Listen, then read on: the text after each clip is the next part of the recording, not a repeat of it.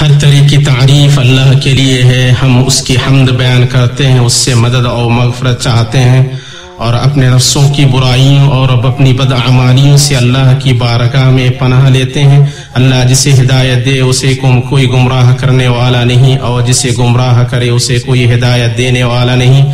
میں گواہی دیتا ہوں کہ اللہ کے سوا کوئی معبود برحق نہیں، اس کا کوئی شریک نہیں، اور میں گواہی دیتا ہوں کہ محمد اللہ کے بندے اور رسول ہیں۔ اللہ آپ پر، آپ کی آل پر اور آپ کے صحابہ پر درود نازل فرمائے اور بہت زیادہ سلامتی نازل کرے۔ اے ایمان والو، اللہ تعالیٰ سے اتنا ڈرو جتنا اس سے ڈرنا چاہیے، اور دیکھو مرتے دم تک مسلمان ہی رہنا۔ اے لوگو، اپنے پروردگار سے ڈرو جس نے تمہیں ایک جان سے پیدا کیا اور اسی سے اس کی بیوی کو پیدا کر کے ان دونوں سے بہت سے مرد اور عورتیں پھیلا دیں۔ اس اللہ سے ڈرو جس کے نام پر ایک دوسرے سے مانگتے ہو، اور رشتے ناطے توڑنے سے بھی بچو، بے شک اللہ تعالیٰ تم پر نگہبان ہے۔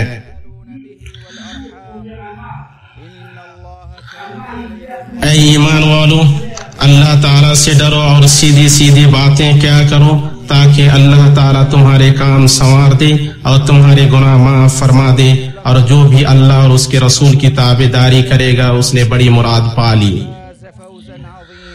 اما بعد، بندوں پر اللہ کی رحمت میں سے یہ ہے کہ اس نے انہیں اپنی سیدھی راہ کی رہنمائی فرمائی، اور ان کے لیے حق کو بیان کر دیا کہ اس کا اتباع کریں، اور باطل کو واضح کر دیا کہ اس سے بچیں۔ اللہ عز و جل نے اپنی ہدایت کے پیروکار کا ذمہ لے لیا ہے کہ وہ نہ گمراہ ہوگا اور نہ تکلیف میں مبتلا ہوگا۔ اللہ سبحانہ و تعالی کا فرمان ہے، جو میری ہدایت کی پیروی کرے نہ تو وہ بہکے گا نہ تکلیف میں پڑے گا، اور ہاں جو میری یاد سے روگردانی کرے گا اس کی زندگی تنگی میں رہے گی، اور ہم اسے بروز قیامت اندھا کر کے اٹھائیں گے۔ اس کا مفہوم یہ ہے کہ جو ہدایت کی پیروی کرے گا اور حق پر استقامت برتے گا وہ دنیا میں گمراہ نہیں ہوگا بلکہ ہدایت یافتہ سیدھی راہ پر ہوگا، اور آخرت میں تکلیف نہیں اٹھائے گا بلکہ اس کو جنت اور عزت حاصل ہوگی۔ اور جو اس کی کتاب اور اس کے رسول صلی اللہ علیہ وسلم کی سنت سے منہ موڑے گا اور ہدایت کی پیروی نہیں کرے گا اس کے لیے تنگ زندگی ہے، اور وہ تنگ زندگی اس کے دل میں ہونے والی بے چینی، گھٹن اور پریشانی سے عبارت ہے، اور یہ فوری سزا کے طور پر ہے، اور قیامت کے دن اس کے لیے جہنم میں دردناک عذاب ہے۔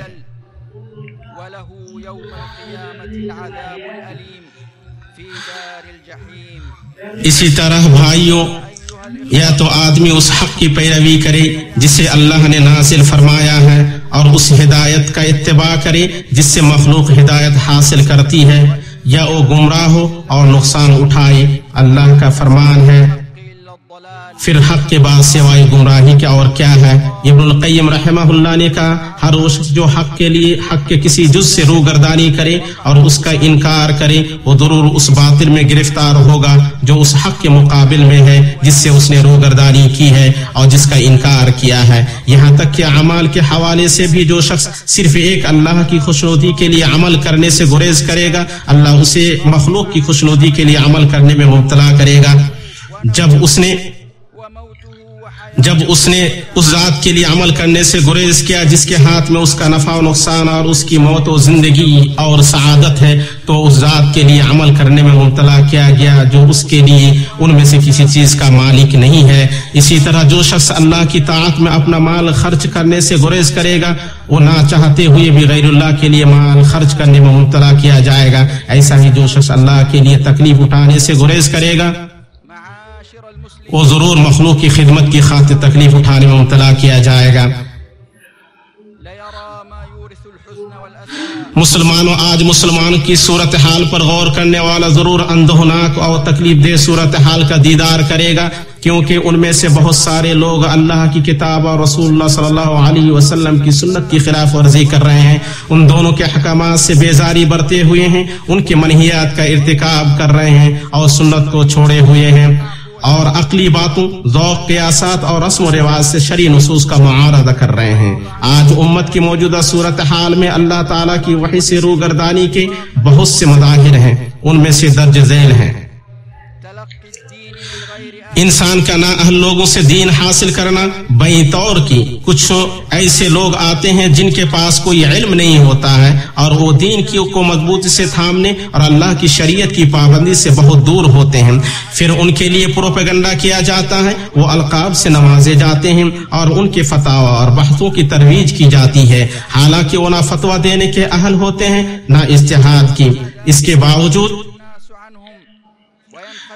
باوجود لوگ ان سے لیتے ہیں، ان سے دھوکہ کھاتے ہیں، ان پر بھروسہ کرتے ہیں، اور وہ ان لوگوں کے درمیان جو ان کی رہنمائی اور خیر خواہی کرتے ہیں اور ان لوگوں کے درمیان جو ان کو گمراہ کرتے ہیں اور تلبیس سے کام لیتے ہیں کوئی فرق ہی نہیں کرتے ہیں۔ نبی صلی اللہ علیہ وسلم سے ثابت ہے کہ آپ صلی اللہ علیہ وسلم نے فرمایا، میں اپنی امت کے حوالے سے گمراہ کن سربراہوں سے ڈرتا ہوں۔ اسے احمد اور دارمی نے ثوبان رضی اللہ تعالیٰ عنہ سے روایت کیا ہے۔ اس لیے میرے مسلمان بھائی، اہل اور معتبر علماء کے علاوہ دوسرے لوگوں سے علم حاصل کرنے سے بچیں۔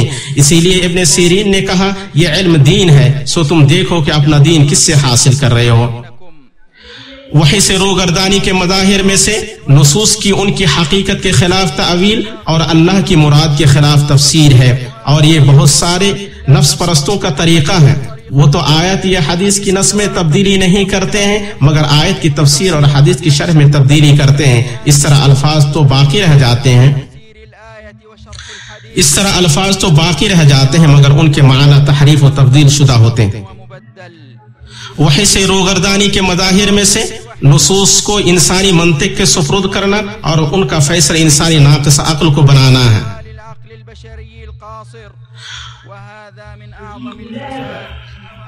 اور یہ سب سے بدترین فساد ہے کہ انسان عقل کو نصوص کتاب و سنت پر ترجیح دے۔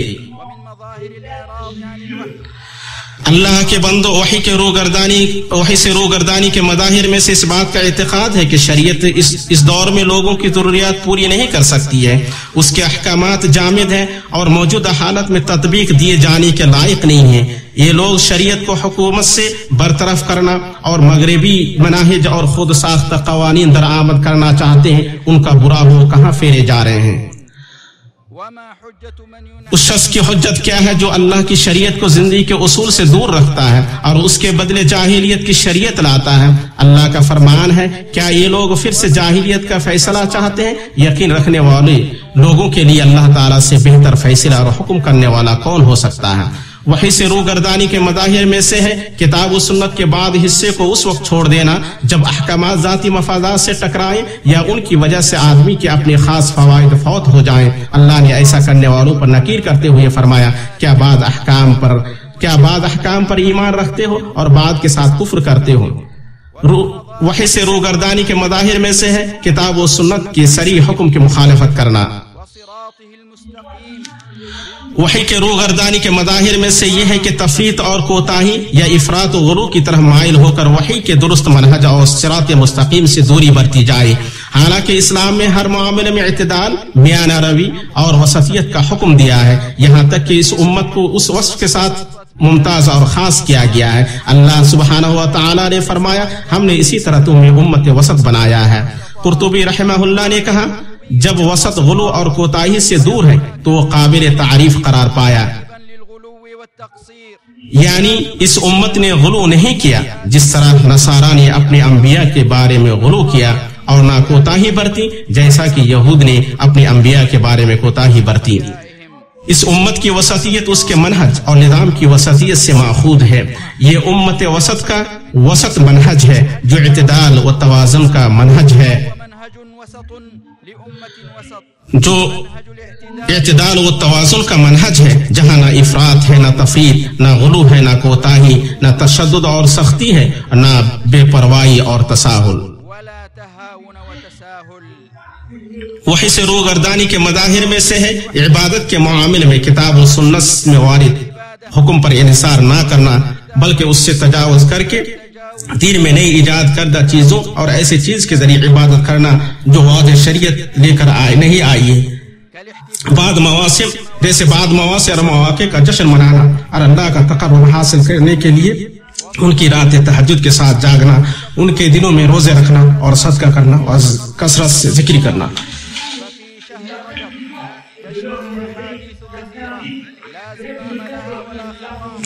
ماہ رجب کے بارے میں بہت ساری ایسی حدیثیں گردش کرتی ہیں جو بے سروپا ہیں، بلکہ علماء کے یہاں من گھڑت جھوٹی ہیں۔ اس کے باوجود کچھ لوگ اس مہینے کو اور خصوصاً اس کی 27ویں شب کو ایسی چیزوں کے ساتھ خاص کرتے ہیں جو سے نبی کریم صلی اللہ علیہ وسلم سے وارد نہیں ہے، جس پر وحی نازل ہوئی ہے، بلکہ آپ صلی اللہ علیہ وسلم نے تنبیہ کرتے ہوئے فرمایا جو شخص ہمارے اس معاملے میں ایسی چیز ایجاد کرے گا جو اس میں سے نہیں ہے وہ مردود ہے۔ اسے بخاری و مسلم نے عائشہ رضی اللہ تعالی عنہا سے روایت کیا ہے، اور مسلم کی ایک روایت میں ہے جو شخص ایسا عمل کرے جس پر ہمارا حکم نہیں وہ مردود ہے۔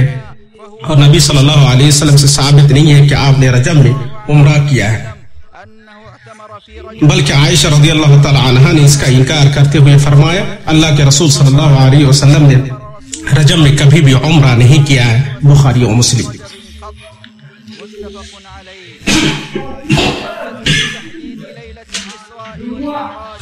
اسراء و معراج کی شب کی تحدید قطعی طور پر ثابت نہیں ہے۔ ابن تیمیہ رحمہ اللہ نے کہا نہ اس رات کے مہینے نہ اس کے دہے اور نہ بذات خود اس رات پر کوئی معلوم دلیل ثابت ہے، بلکہ اس سلسلے میں ساری روایت منقطع اور باہم مختلف ہیں۔ ان میں کوئی ایسی روایت نہیں ہے جس پر قطعیت کے ساتھ یقین کیا جا سکے۔ تاہم اگر اس کی رات کا متعین ہونا ثابت بھی ہو جائے تو کسی کے لیے جائز نہیں ہے کہ اسے کسی عبادت کے ساتھ خاص کرے، کیونکہ نہ نبی صلی اللہ علیہ وسلم سے اور نہ آپ کے صحابہ اور ان کے تابعین میں سے کسی سے ثابت ہے کہ انہوں نے شب معراج کو دوسرے راستوں کو چھوڑ کر کوئی خصوصیت دی ہو کہ جائے کہ وہ اس کی یادگار کا جشن منائے۔ مزید برآں اس کے جشن میں بدعت اور منکرات کی شمولیت ہوتی ہے۔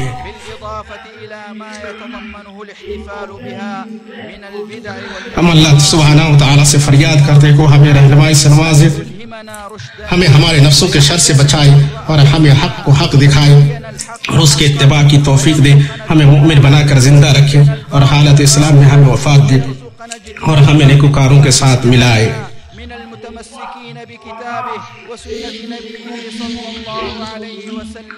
اور اللہ تعالی ہمیں اس چیز کی رہنمائی فرمائے جس میں اختلاف کیا گیا ہے۔ میں اپنی یہ بات کہتا ہوں اور اپنے لیے اور آپ کے لیے اللہ تعالیٰ سے مغفرت طلب کرتا ہوں، آپ سب اس سے مغفرت طلب کریں۔ سارے گناہوں سے اللہ تعالیٰ مغفرت کرنے والا، رحم کرنے والا ہے۔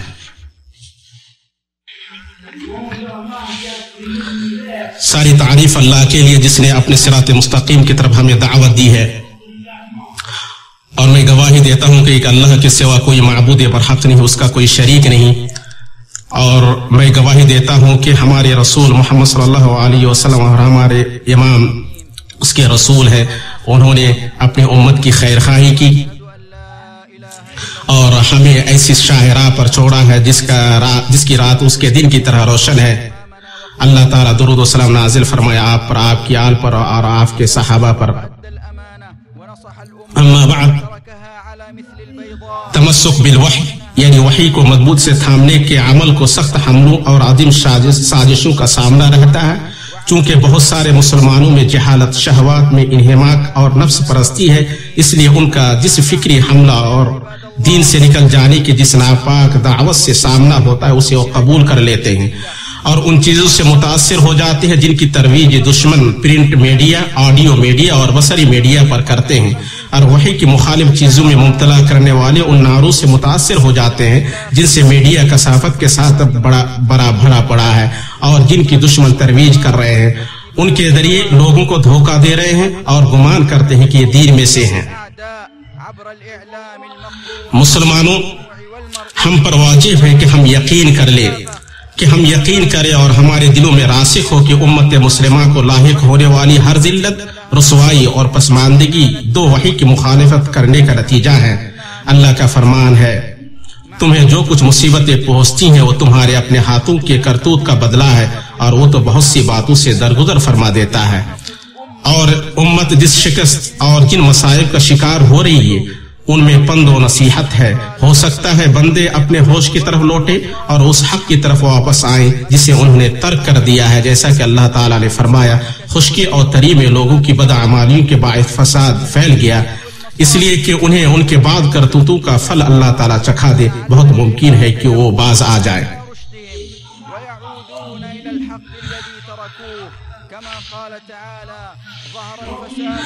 بندے جب بھی رجوع کریں گے اور اپنے یہاں موجود باطل عقائد اور غلط تصورات کو بدل کر ان کی جگہ اللہ کی کتاب اور رسول اللہ صلی اللہ علیہ وسلم کی سنت کی تعلیمات کو رکھیں گے تو اللہ ان کے حالات کو سدھار دے گا اور ان کا انجام کام اچھا کر دے گا۔ اللہ کا فرمان ہے کسی قوم کی حالت اللہ تعالیٰ نہیں بدلتا جب تک کہ وہ خود اپنی حالت نہ بدل لے، مگر جب وہ سرکشی کریں اور اپنی نافرمانی پر قائم رہیں تو اللہ انہیں غالب طاقتور کی پکڑ پکڑے گا اور اللہ کی سنت نافذ ہو کر رہے گی، وہ کسی کی رو رعایت نہیں کرتی۔ اور اللہ کے نزدیک مخلوق کتنی بے وقت ہے جب وہ اس کے حکم نافرمانی کرے اور اس کی شریعت کی مخالفت کرے۔ لوگوں ہم پر واجب ہے کہ ہم اپنے رب کی شریعت کو مضبوطی سے پکڑیں اور اپنی زندگی میں کتاب و سنت پر عمل کریں اور ان دونوں سے ایک پور کے برابر بھی روگردانی نہ کریں، کیونکہ ثبات، ترقی اور ارتقاء کے لحاظ سے امت کی زندگی اس بات سے جڑی ہوئی ہے کہ ہم دونوں وحی پر عمل کو کتنا زندہ رکھتے ہیں۔ اتنی بات ہوئی، آپ سب درود و سلام بھیجے اپنے نبی محمد صلی اللہ علیہ وسلم پر، جیسا کہ اللہ تعالیٰ نے اس کا حکم دیا ہے۔ بے شک اللہ اور اس کے فرشتے نبی پر درود بھیجتے ہیں۔ اے ایمان والو، تم ان پر درود بھیجو اور خود سلام بھی پڑھتے رہا کرو۔ اور نبی صلی اللہ علیہ وسلم نے فرمایا، جس نے مجھ پر ایک بار درود پڑھا اللہ تعالیٰ اس پر 10 رحمت نازل فرماتا ہے۔ اے اللہ تو ہمارے نبی محمد صلی اللہ علیہ وسلم پر درود نازل فرما اور ان پر برکت نازل فرما، جیسا کہ تو نے آل ابراہیم پر برکت نازل فرمائی۔ بے شک تو لائق حمد و عظمت ہے۔ اے اللہ تو 4 خلفاء راشدین ابو بکر، عمر، عثمان و علی سے راضی ہو جا، تمام صحابہ، تابعین اور قیامت تک ان کی اچھی طرح پیروی کرنے والوں سے راضی ہو جا اور ان کے ساتھ ہم سے بھی راضی ہو جا یا اکرم الاکرمین۔ اے اللہ تو اسلام اور مسلمانوں کو غلبہ عطا فرما اور کفر اور کافروں کو رسوا کر۔ اے اللہ تو اپنے دین، اپنے کتاب کو غالب کر۔ اے اللہ تو اپنے نبی کی سنت اور اپنے نیک بندوں کی مدد فرما۔ اے اللہ جو ہمارا برا چاہے، ہمارے ملکوں کا برا چاہے تو اس کو اس کے نفس میں الجھا دے۔ اے اللہ تو ان پر اپنی وہ مصیبت نازل فرما جو مجرم قوم سے دور نہیں کی جاتی۔ اے اللہ تو اس ملک کو اور مسلمانوں کے سارے ملکوں کو پر امن و اطمینان بنا دے۔ اے اللہ تو ہمیں ہمارے وطنوں اور گھروں میں امن عطا فرما، ہمارے سربراہوں اور حکمرانوں کی اصلاح فرما اور ہماری سرپرستی ایسے انسان کے ہاتھ میں دے جو تجھ سے ڈرے اور تیرا تقوی اختیار کرے اور تیری رضا کی پیروی کرے یا رب العالمین۔ اے اللہ تو ہمارے سربراہ کی اصلاح فرما، اے اللہ تو ہمارے سربراہ کی اصلاح فرما اور ان کو ایسے مشیر مہیا فرما جو انہیں حق پر مدد کرے۔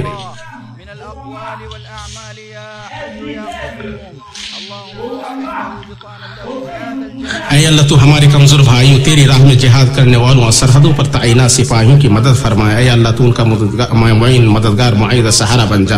اے اللہ تو ان کے عزائم کو مضبوط بنا، ان کے قدموں کو ثابت رکھ، ان کے دلوں کو مضبوط کر، ان کے صفوں کو متحد کر اور حق پر ان کے کلمہ کو جمع کر دے۔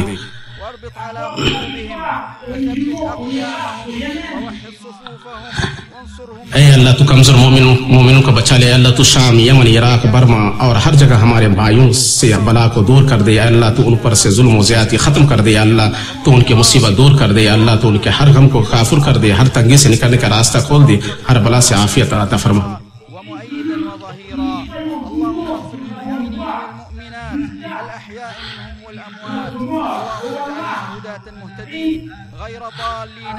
اے اللہ تو ہمیں اس دنیا میں بھلائی عطا فرما اور آخرت میں بھلائی عطا فرما اور جہنم کی آگ سے ہمیں بچا لے۔